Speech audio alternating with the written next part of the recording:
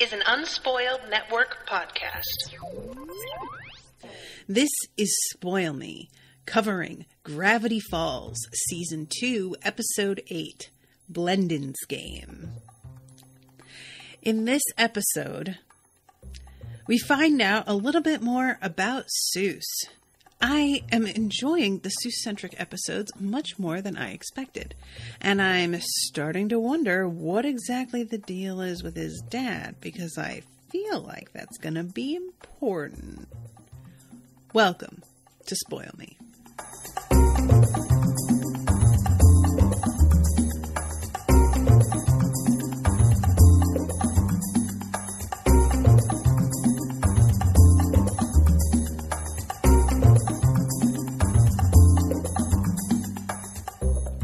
Welcome to the show, everybody. I am Natasha. Thank you very, very much to Melanie for commissioning these episodes. Melanie has commissioned all of Gravity Falls so far. I'm pretty sure all of it, period. Melanie, thank you for this gift of this show. It is just the most precious. I love it. So this episode starts off with the best, weirdo chase scene through future times. There is an escapee from the Infinitentiary, which is an awesomely shaped infinite symbol floating prison. Guys, I'm just telling you right now, I love this so much. And it's the year 2070-12, but there's one of those Anya signs over the 7.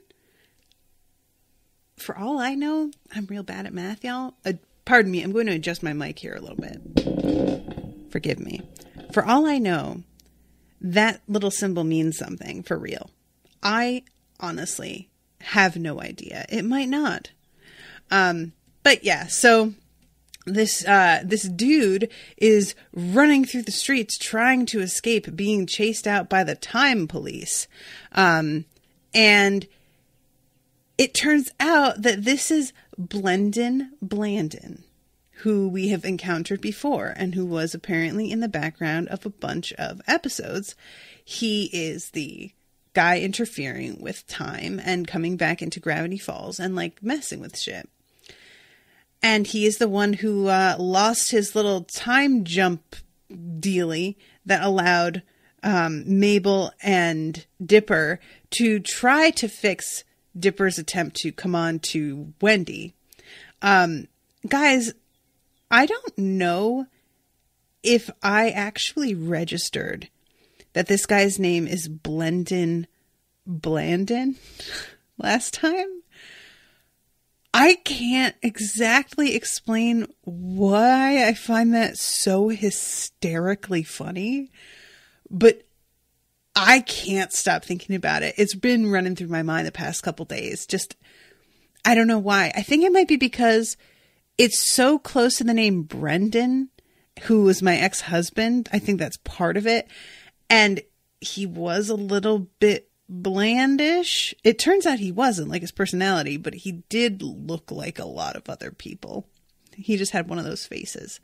And yeah, this is just the best start. So, and I should mention that the two time cops, their names are Lulf and Dungren. And apparently Rolf, this is a joke that I will admit I did not catch. Owen figured it out. Dolph Lundgren is the name of the Swedish actor who was in Rocky IV, who was the Russian bad guy.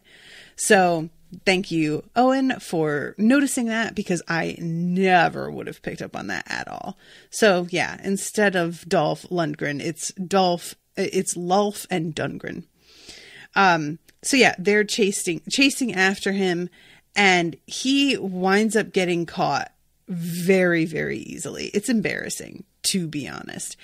And they're about to take him back in, and he stops them with the kind of thing from Pirates of the Caribbean where she yells parlay, except he yells, "I invoke," And I love this because there's so many people around him. Anything you can say can and already has been used against you in future court.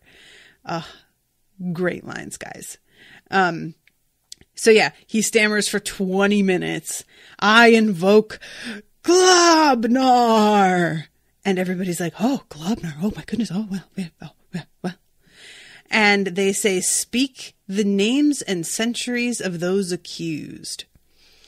Now, I obviously know that the likelihood of meeting another Dipper Pine specifically is low.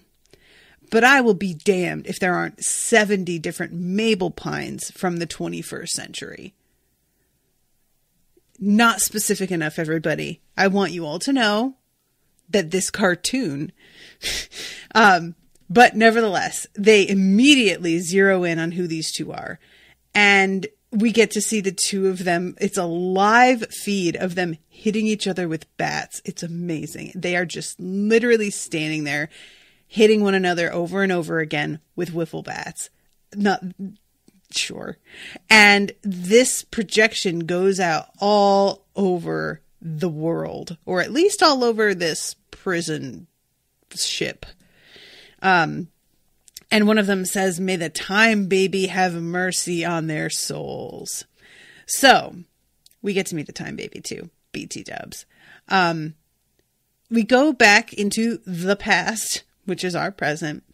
And Mabel and Dipper are trying to get candy out of the vending machine inside the Mystery Shack.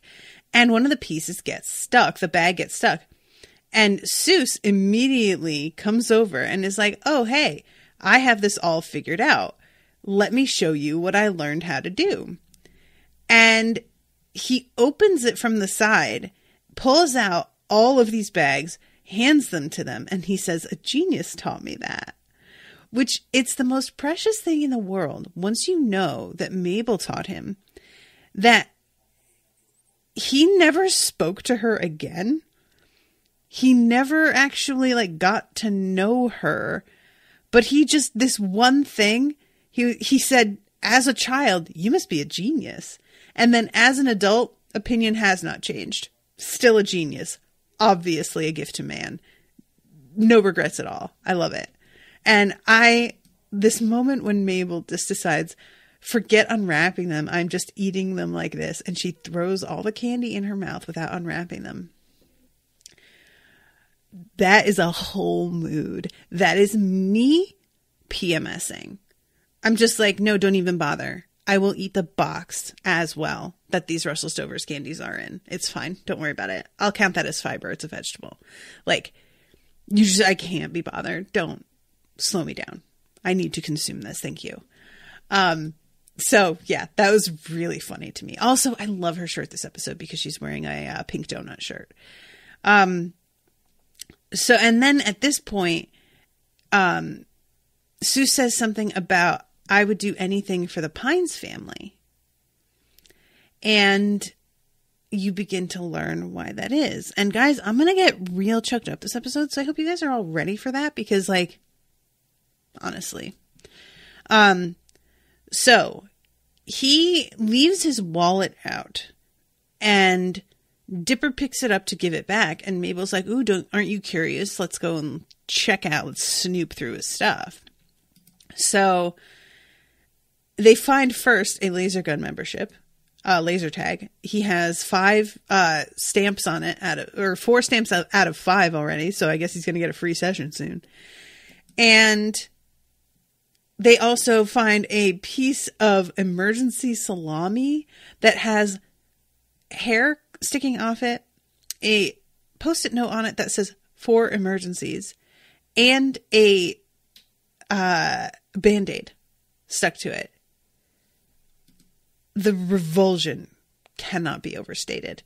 But Mabel is impressed by this. And then they find out that his birthday is today, but that he hasn't mentioned it. And they are both really surprised by that. Later on they mention, because they're twins, that they're birthday experts. I would love to hear from some actual twins and find out if they ever resented having to share their birthday with a sibling, or if they really felt so close to their sibling that it was like great to have that with them, or what. Because I could totally understand being like, I would really just like a day that's just for me, and I will never get that, you know? Except for maybe like if you get married, I could see that being like your day in a way that your birthday never got to be, unless you're a twin that gets married at the same time as your twin, which I have heard of. But anyway, Mabel decides that he probably hasn't told anybody because he wants them to throw him a surprise party. And she says that she's been waiting for somebody to throw her a surprise party her whole life.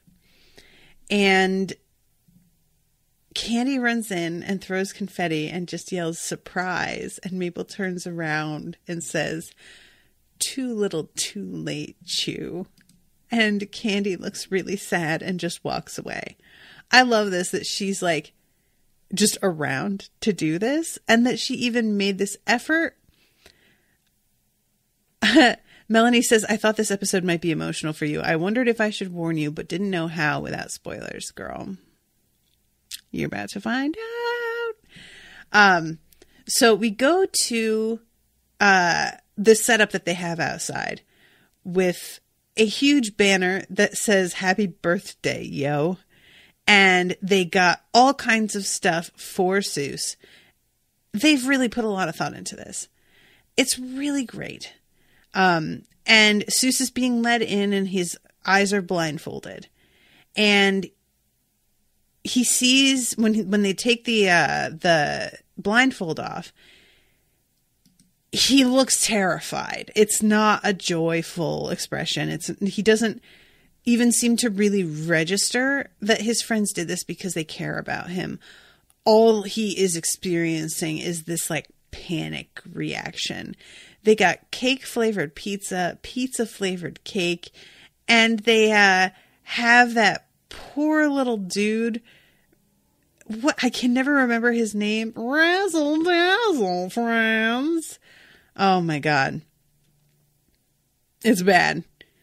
So they take this photo all together, and Soos looks really, really unhappy. And they realize that something's wrong here. And they ask him what's going on, and he's like, "Nothing. I have to go fix a pipe." And he just walks away. As he's walking away, Wendy and Grunkle Stan come around the corner. They see Soos first, and they're like, "What the fuck is wrong with Soos?" Because he never looks sad. Like, that doesn't happen.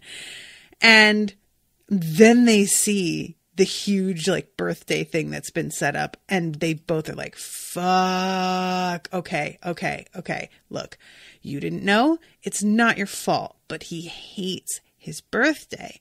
We don't know why.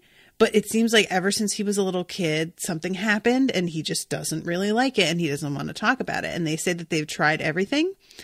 Grunkle Stan says, "I even petitioned the government to have this day removed from calendars. Now I'm not allowed on airplanes." Guys, I know that's a throwaway joke, but can we just talk about how committed Grunkle Stan is, that he like got himself arrested and put on a no-flight list because he's trying to help his friend that is hurt by this day? I know it's a joke, but it's like, it got me a little verklempt, okay? So this is just the first step in the verklemptedness, because it's about to get really real. So Soos is inside the Mystery Shack, and he opens this, what do you call it? Postcard that's been folded up. He's carrying it in his pocket. It's clearly really old. And it says, "Hey from New Orleans."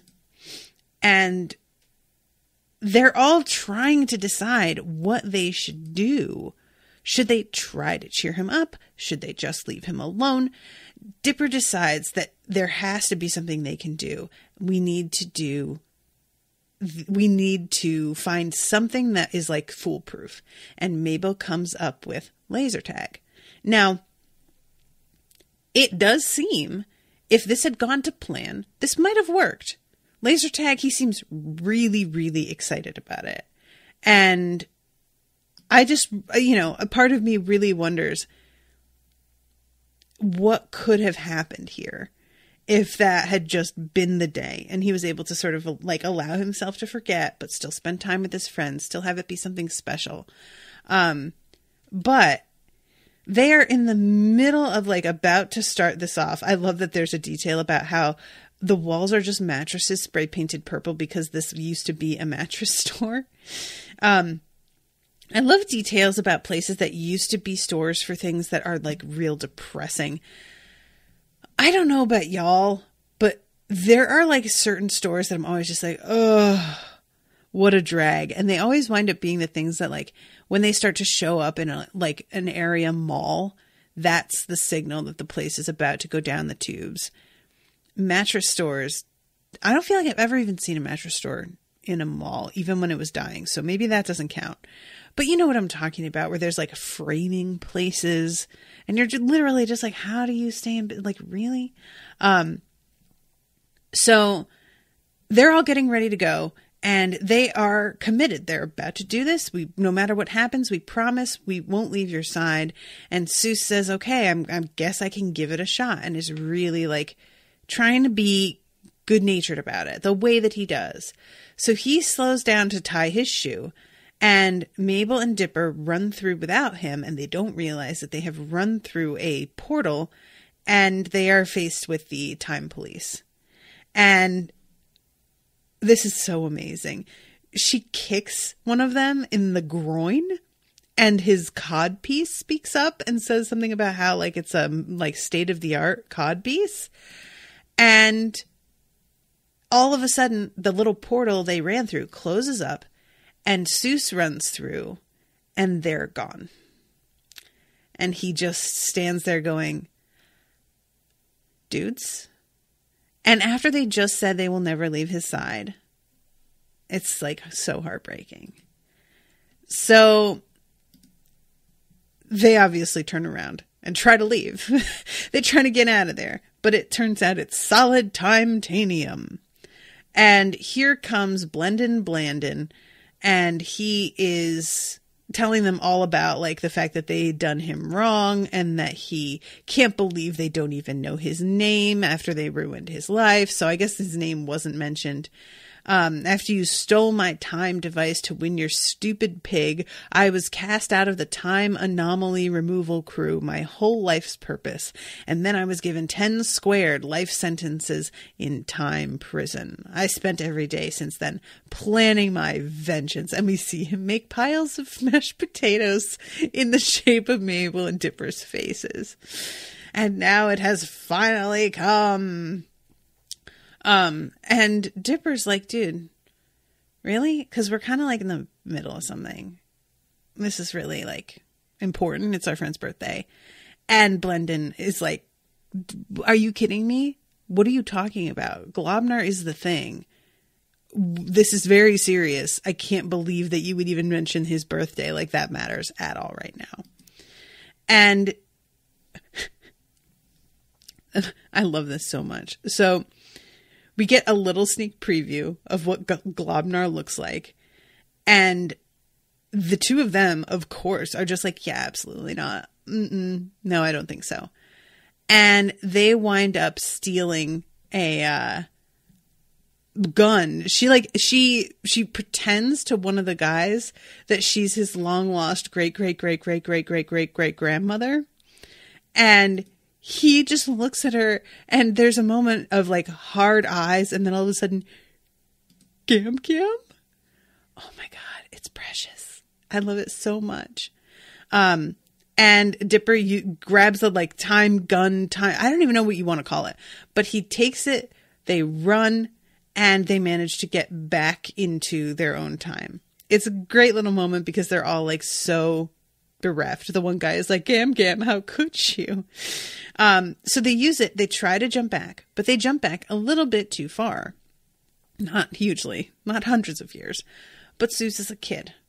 They are still in the same building, but it's a mattress store now. And they walk through town and you get to have a couple of really, really great moments. Now, first of all, we've got God, I don't even know where to begin.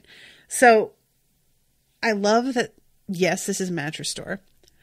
I love that we see the dude who has chin and neck and whatnot in the window of a tattoo parlor getting his tattoos, and he does not have them yet. I love that we see this moment where with Bud's Auto just had a baby sale, and we see baby Gideon, and he's a genuine baby, like, but looks almost exactly the same. We see that poor dude who is not doing great these days, tap dancing in one of the tap dancing studios. And he says something about how Broadway better look out.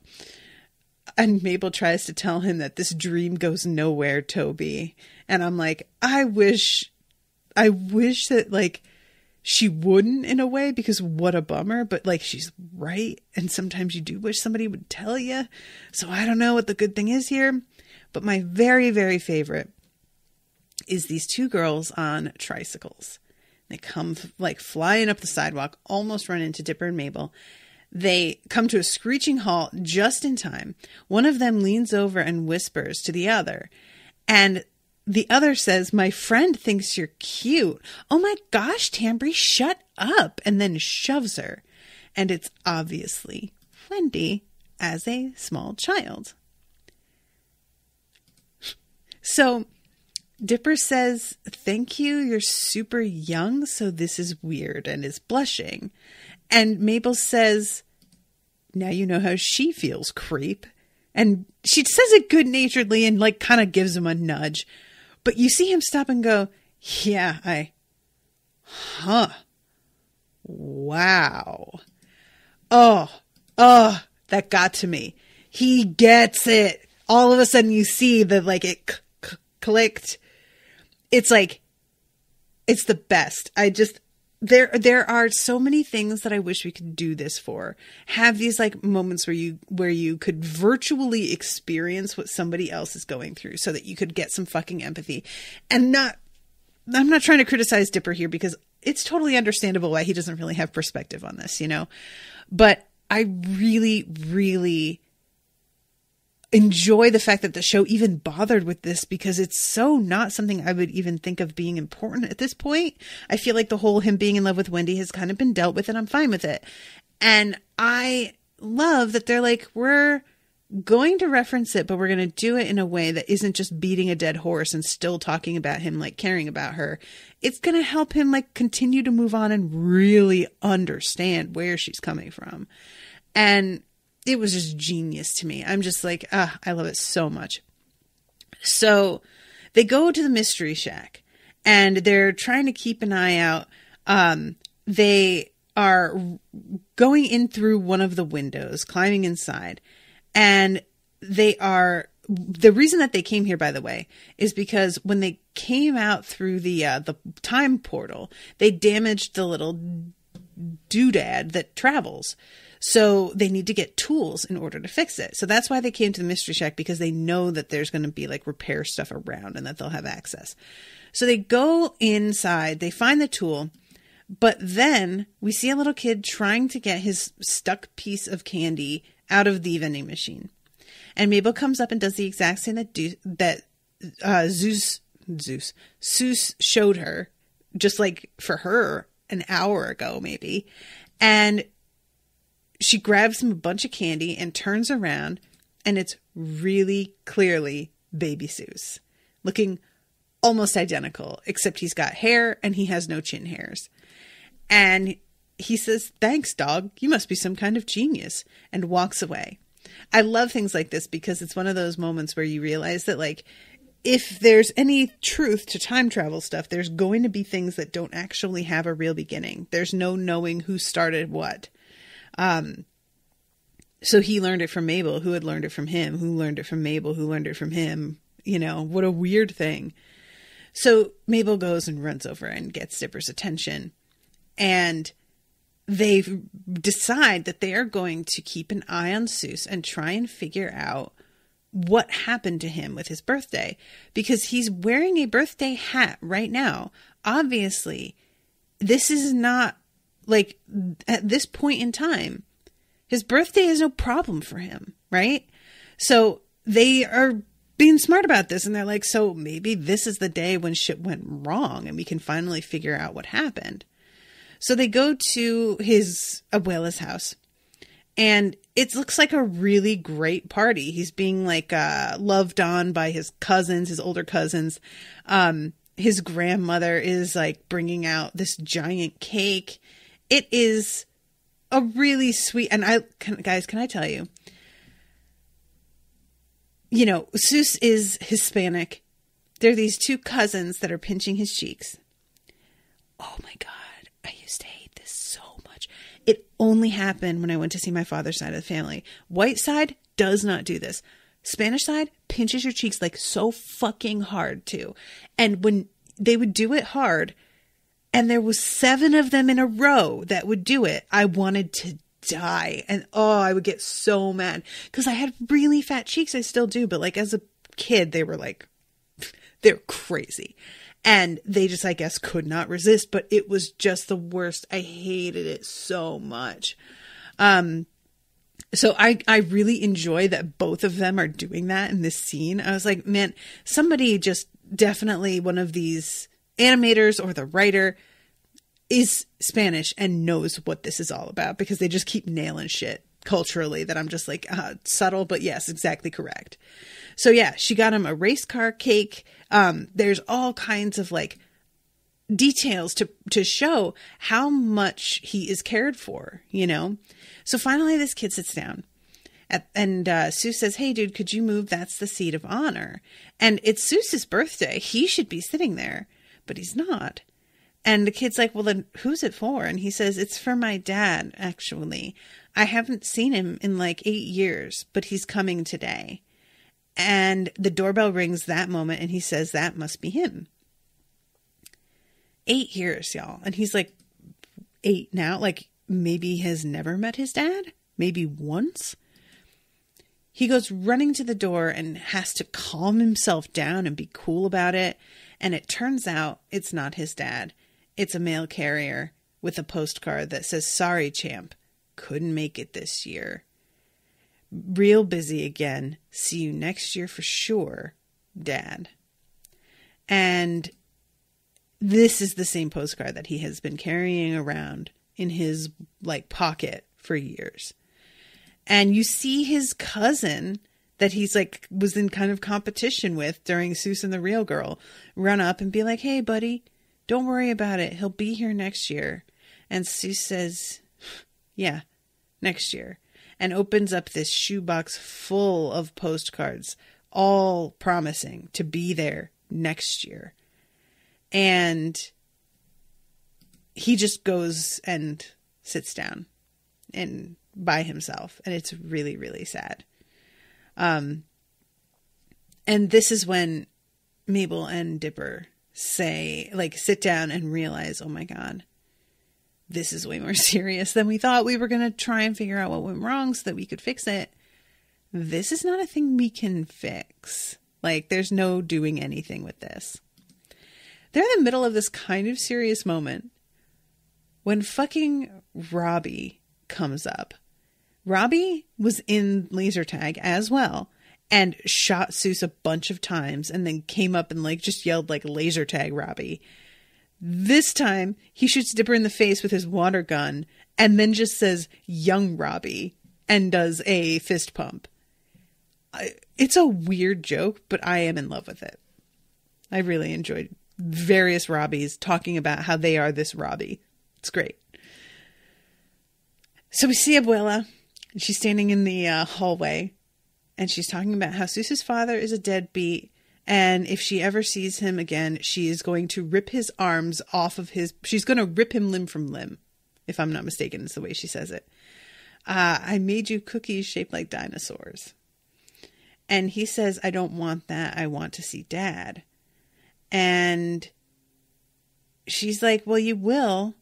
But, you know, he's just busy right now. And he's like, yeah, okay, sure. Meanwhile... the amazing keyboard that we've seen Soos use a couple of times lays partially unwrapped next to his bed. So we find out that's where he got that. And Mabel and Dipper decide that they are going to try and do the Blognar challenge in order to get a time wish so that they can fix this and give Soos another chance to see his dad. This is one of those moments where, as an adult, you know this is a bad idea. And not that they're, that their idea is bad in that it's not thoughtful or anything. It's 100% the sweetest. But if this had worked, and if Soos decided to take them up on it, and he went and found his dad.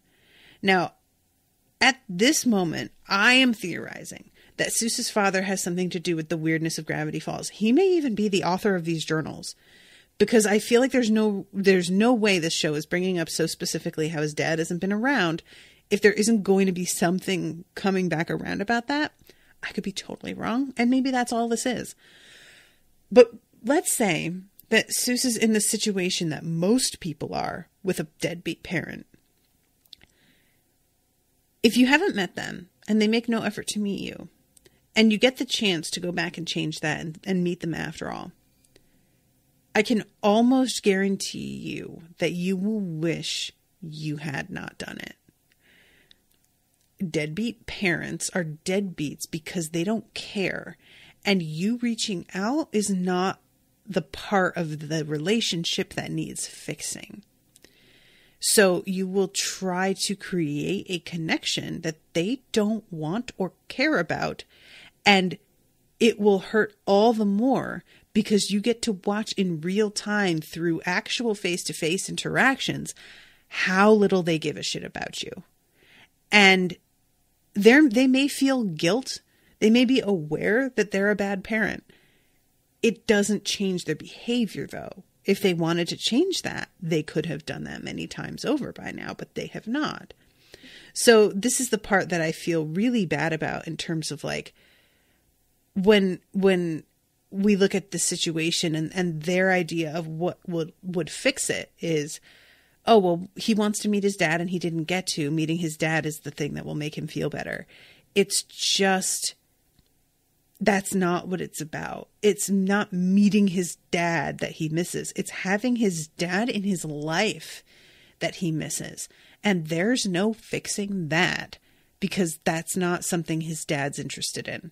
Now, again, if I'm right and something's up with Soos's dad, I wouldn't be surprised if it turns out like maybe his dad was imprisoned and somebody was sending postcards on his behalf. Maybe his dad's been dead the whole time. Maybe his dad was stuck in a different time. Some weird shit that like leads to this all.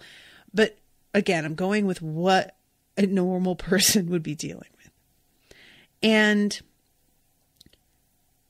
watching him get his hopes up and constantly get let down as a child is...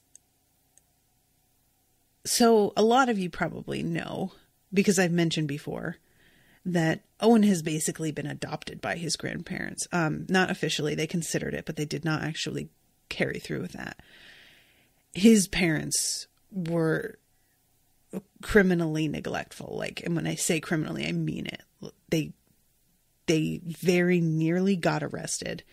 Their children were not taken by CPS solely because families stepped in before anybody notified CPS and took their kids away to keep them in the family.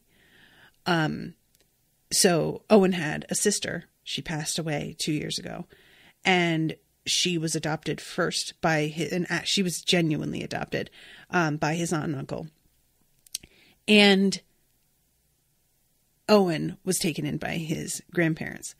He grew up because his parents lived, I think, like 4 blocks away for a great deal of his life while he was with his grandparents.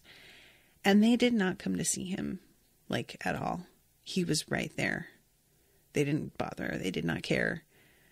And it is the kind, like, the anger that I feel towards them, and I have to see them at holidays and stuff. You can only imagine what Owen must be feeling when he has to be around them, knowing that they like just never gave a shit. And I personally want to reach into their chests and crush their hearts with my bare hands. Like, I hate them so deeply and I'm so angry with them. And the damage that they did is so profound that I don't understand how they can live with themselves, kind of thing. Like, it's just, how do you live your life? How do you go about your day as that kind of person? And I just could not stop thinking about that with this episode, because what Soos feels towards the Pineses is obviously just feeling like he belongs somewhere, and that he has finally found people who care about him. And Soos was really lucky in that he had an abuela.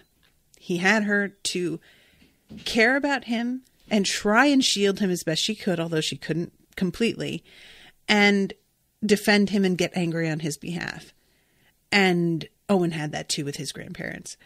But it's different feeling like there is a person who is watching out for you, who is like a guardian figure, versus having an actual family. And Owen has found that with his friends. He sees his friends that way, as his family. They are the people that he can be himself with. They are the people that he has shared most of his memories with. Soos feels that way about the Pineses.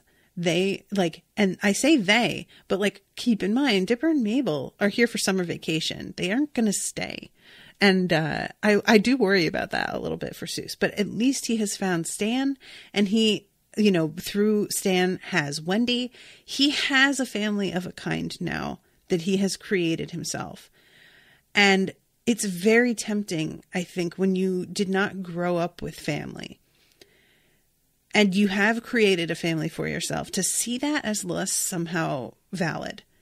You believe that, like, well, everybody else has like actual blood relation family that actually cares. I just have like random people. Why don't I get to have what so many other people have? And I totally understand how that mindset is really difficult to break away from, because it's just what we have been fed as the ideal by so much media and society in general. But the older I get, the more I realize that the families that are there for their members and are genuinely supportive, no matter who they are very, very few and far between. And even the people who look like they have family by blood that care about them from the outside, that's not necessarily what's going on. And in some ways, I find there's a lot of, like, you know, shit talking of social media and the internet in general these days. But I think one invaluable thing the internet has done for us is given us an easier method for creating family that is actually meaningful to us, and family that is actually supportive of us, and creating a family that genuinely gives a fuck what happens to you and is aware of what you're going through from day to day, and that you feel like you can share with and genuinely be yourself. Because there are precious few people out there, I feel, that can truly be themselves around family and not have that sort of blow back on them somehow. I am one of those people. My family, I just am myself. And that's probably because my family now is my mom. And that's about it. My dad's side, I never see. And, you know, it's a very different situation for me.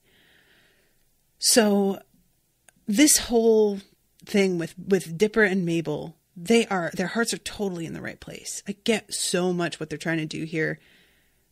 And it's not a terrible idea in theory, but they're attacking the wrong problem here because they're kids. And of course they are, you know, they are trying to fix a symptom rather than the actual issue. So anyway, going back into this, there's this amazing moment where fucking Blendin is yelling about Globnar, and one of them figures out that he can mute him using something on one of his cuffs. And it is hilarious. Man, I wish we'd known that earlier. So they all get transported to the giant Globnar arena in this like time city. And all of these people are cheering. They're all like very Tron-like, are wearing like glow jewelry and whatnot. It's kind of amazing. And we get to meet the Time Baby. It's so great. This Time Baby is in one of those like, it's a floating high-tech version of one of those like little walkie things that you put a baby in where it's sitting, but its legs stick out so it can like pull itself around the room. And it's sitting in that, and it's got like blocks hanging off it and like those colored rings in the middle. It's amazing. And the baby is yelling silence. And one last guy in the audience just goes, "Whoo, yeah." And the baby zaps him with his eye lasers. Guys, don't you all just wish so much that you could do that? Do you know, like, my comparison for this, if any of you have like unplugged versions of like CDs where there is an artist, Eric Clapton, for example, is one of the more famous ones. He did like an acoustic version at a concert of Layla. And it's this dead silent, like really moving opening of just a couple acoustic like notes that you immediately are like, oh, it's Layla.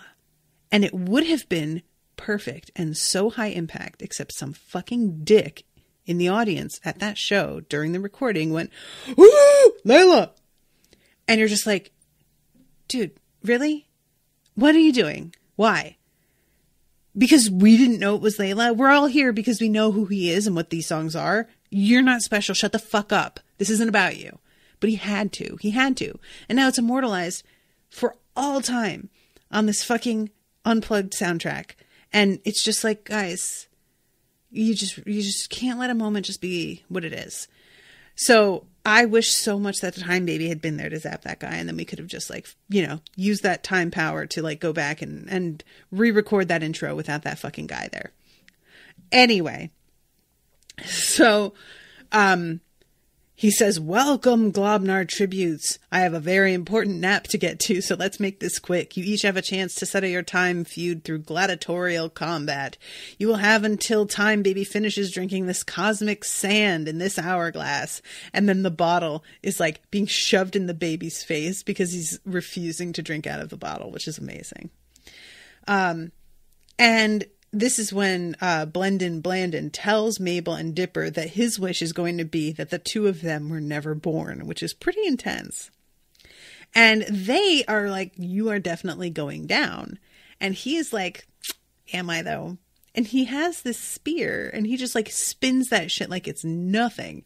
And is like, "Hey dudes, I've been in prison getting myself like ready to fight. All I've been doing is like training in combat. That's it. So let's do this." So then we get this montage of them like doing like kind of American Gladiator style like contests, and there is a very Tron-like race on a couple of motorbikes. At one point they're in the middle of playing what looks like chess, but then this like giant monster sinks his fist into the board itself. It's just a series. There's even like a giant, what almost looks like Jenga, but they're each like on the outside of it. I would love to actually find out what any of these games were meant to be. But they get to the end where there's one major challenge left, and there's only a point missing between the two of them. Blendin is ahead 1 point. And it turns out that what they are going to do is play laser tag. And the two of them, of course, Mabel and Dipper, are like, "Really? This is what it is?" And Blendin's in the middle of being like, one of those giant explanations of, "Well, you don't think it's that bad now, but wait until those fog machines turn on. You just wait until you," and he's in the middle of like basically fucking waxing poetical about this. when Dipper just raises his gun and shoots him like a couple times in the chest. Hit, hit, hit, hit, hit, hit. And Blendin just goes, oh man. And Mabel goes up and grabs the sphere. And they have won. And I love that when the baby asks what they want to do with the loser, Mabel just screams death because she is so caught up in the moment. Ugh. I love her so much. I just love her so much, guys. She's so serious about it. Dipper. Mabel. Sorry, got carried away. So they decide that they're going to kind of take responsibility for the fact that they did kind of ruin Blandin's life. And maybe they should try and make things right. So they say that they would like to set him free, restore his position at the Time Anomaly Correction Unit, and give him pretty hair. And the baby does this. I mean, one could argue about the hair, but it's fine.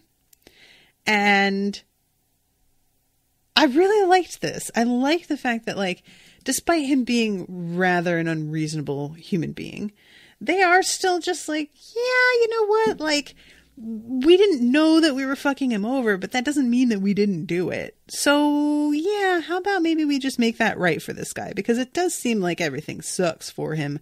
He's gotten kind of a raw deal. We have the opportunity to do something here. I just loved it. And he says something, Dipper says, maybe if we treat him right in the present, he'll do better in the future. Which, like, that should be the way that we see, like, handling criminals and stuff in prison. But that's not it. We're just like, well, you know, we don't want them on our streets, so we're going to lock them up and we're going to, like, low-key just hope they die in there and never get out. When allegedly the whole thing is supposed to be, like, rehabilitation and reform. But, you know, I'm not here to talk about the prison's industrial complex, so it's fine. So for their time wish, they decide that they are going to give it to Soos. And I love the baby. Not you, but then who? Who is worthy to receive such power? So we go back to Soos, and he is still looking for Dipper and Mabel. And he just tells himself, you know what? I'm not up for this. I'm going to get out of here. And he flips a coin to decide whether he should stay. The coin pauses in midair, and he's just like, what's happening? And then here come Dipper and Mabel. And they explain to him everything that happened, and they tell him about the time wish so that he can go and see his dad. And Soos is absolutely overwhelmed. He just is like just so blown away that they would go through everything they went through in order to make him happy. He says, you battled through space and time just to do this for me? And he pulls out his little postcard and reads it and looks at the two of them. And he puts his hand on it and decides to do it. Well, you think that all this stuff is going to happen, but just Mabel and Dipper get cleaned up. And we find out that he also wished for a slice of infinite pizza. Which, if y'all had a time wish, what would you do? I'm super curious about this. Because I don't know what I would do.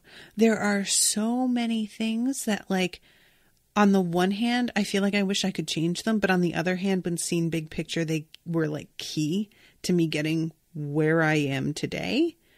That I don't know what, if anything, I would change. So the idea of just an infinite slice of pizza, I'm not mad about it. I guess the only thing I could see is maybe investing.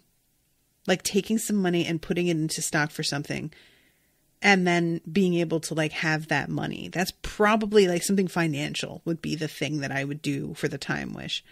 But otherwise, like, yeah, I don't know, you know?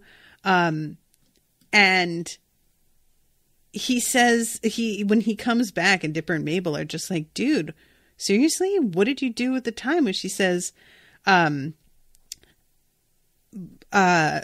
birthdays are supposed to be spent with the people who care about you. But you know what? The dude didn't care about me enough to visit me once, let alone fight monsters through time and space like you guys. You had a gladiator fight just to make me happy. I've been being ridiculous this whole time. Whoever my dad was, he could take a hike. I know who my family is now, and it's you dudes. Thanks for giving me the best birthday ever. And, of course, Blendin is not here for this at all. He is very angry until they find out about the infinite pizza. And then they're all like, oh, okay, actually, good call. But yeah, I will say though, when Soos says I've been being ridiculous, I was just like, don't be so hard on yourself, dude.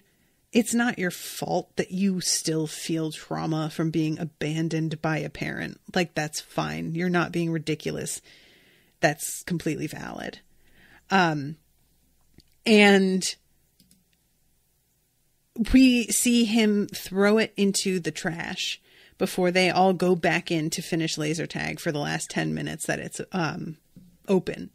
And I just really liked that. I like that moment of seeing that he has really decided to let that go, this thing that he has been carrying around. It's a perfect metaphor for baggage, So then we go into the credit sequence, and we see baby Soos walking around around the mystery shack, and he finds the screwdriver, and he's standing there holding it as Grunkle Stan kicks out some other repair guy and tells him that he's the worst handyman he's ever seen.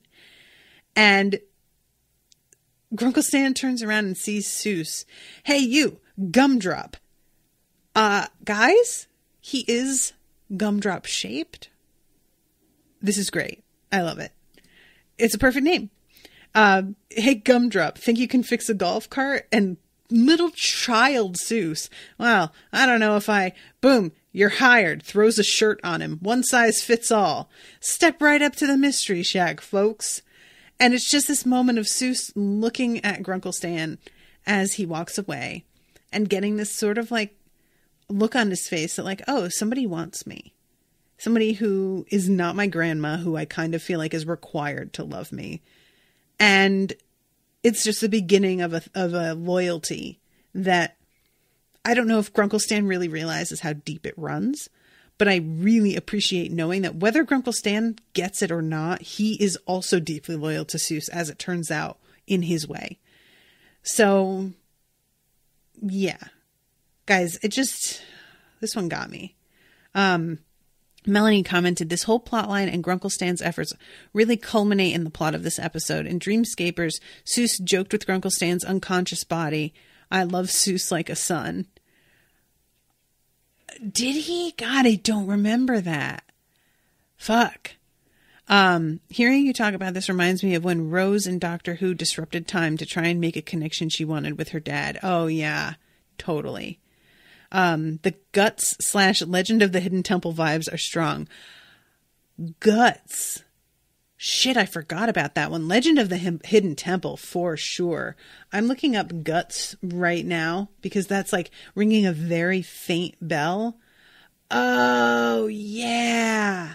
Shit, I did love this one.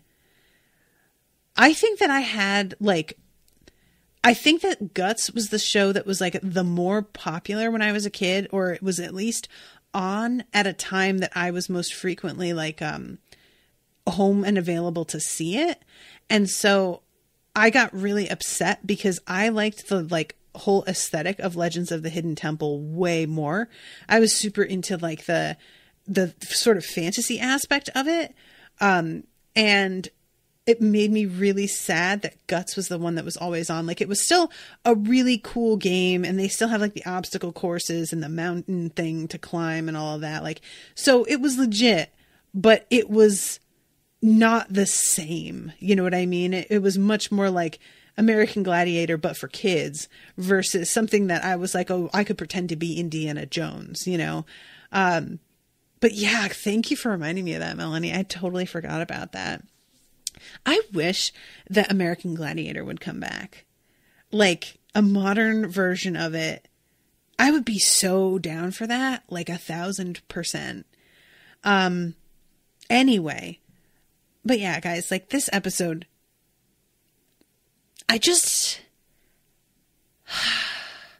anything about abandonment when you're about to like marry somebody who has had to deal with that. It's really hard.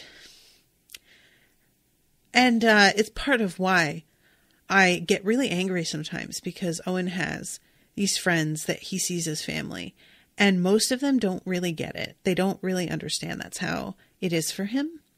So they don't put the same effort into the friendship that he puts in, because for them, that isn't how it works. They have actual family who has always been for them and been there for them. And I see him caring about them so much and constantly thinking about them and talking to me about like worried about how they're doing. And then I see them just not really being there for him the way that I think he deserves. And of course, nobody's ever going to be good enough for Owen to me. I'm certainly not either. But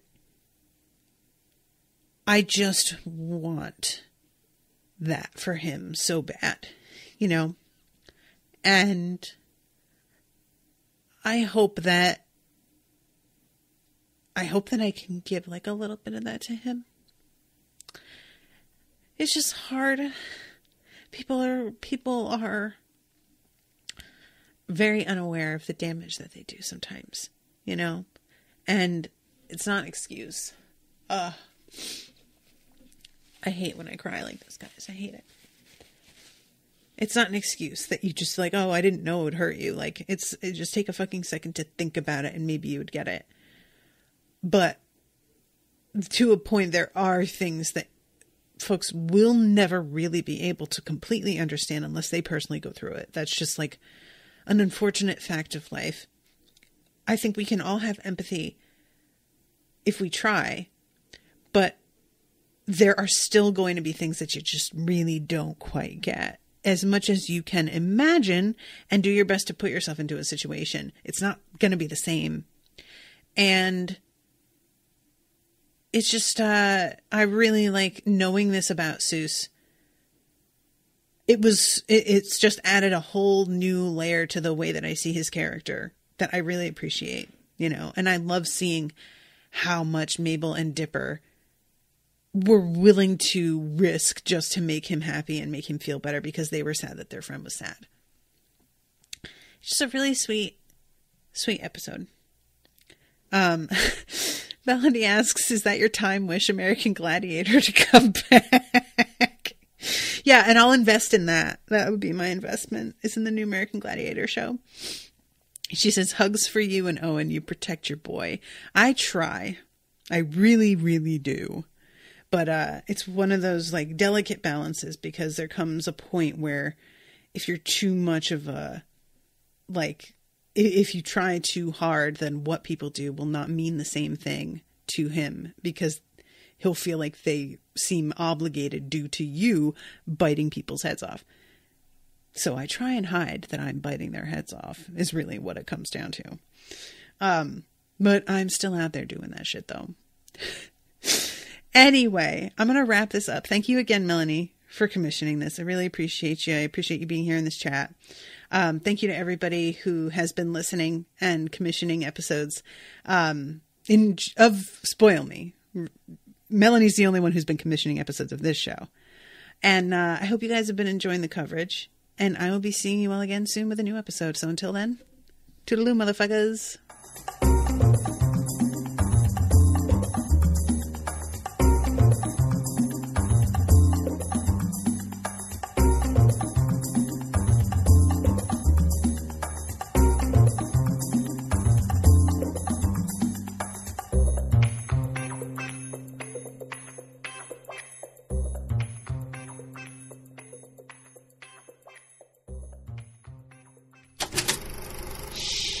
That was an Unspoiled Network podcast.